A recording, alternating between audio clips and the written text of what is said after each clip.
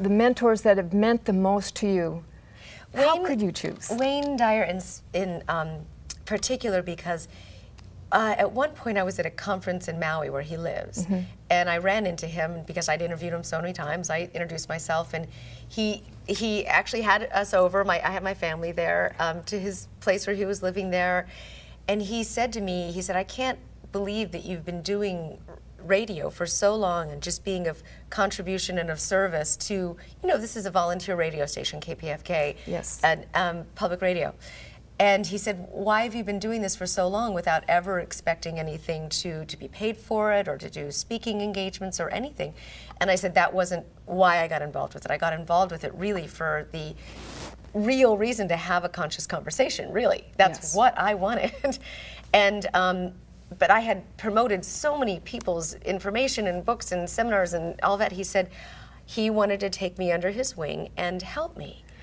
And he has been such a huge instrument of change in my life. He's writing the foreword to my book. I'm on Hay House Radio and have a wonderful relationship with his publishing company.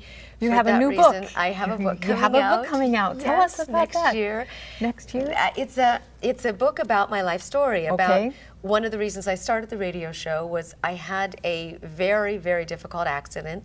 I fell off of, I was a mountain bike racer, and I was racing on the competitive circuit for a long time, which I loved, and was racing at the time with the man that I really loved, but we had broken up because I was in all this turmoil in my life, acting out a bunch of stuff from my past. So I was on this bike. It was about 104 degrees. It was about 3,500 feet of climbing, and 3,500 It was feet. a brutal race, and I passed out on the bike right before the final descent into the finish line.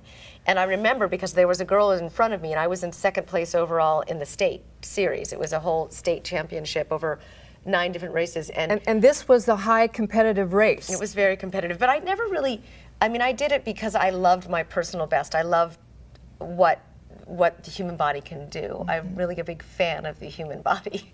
I just think that we have amazing bodies and that we have an innate intelligence within us to be able to heal and strive and achieve different things. So anyway, I've always been that way I've always been an athlete.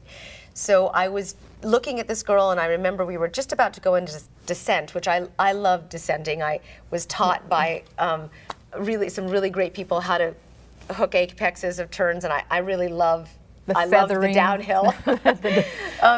So I looked at her and I thought, okay, this is great. I'm going to be right there at the end, and something in my brain must have just let go at that moment, but I passed out, and I was, you know, severely dehydrated, heat exhaustion, all of those great things.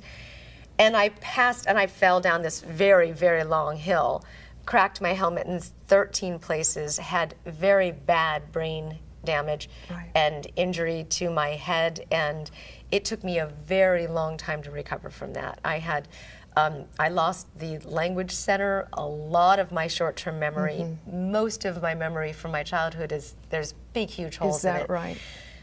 How to rebuild my brain through that process, through neurofeedback and EEG, and I still, to this day, am in neurofeedback because it's something that you constantly have to do. It's just like any other muscle. You need to train it and keep it refined and working. So, I take so you had a motivation for specialties and modalities of health and healing and what you can be thinking in your mind and creating new possibilities for yourself. I use it all the time in my interviews, yes. And is this part of your story then in the book? Yes.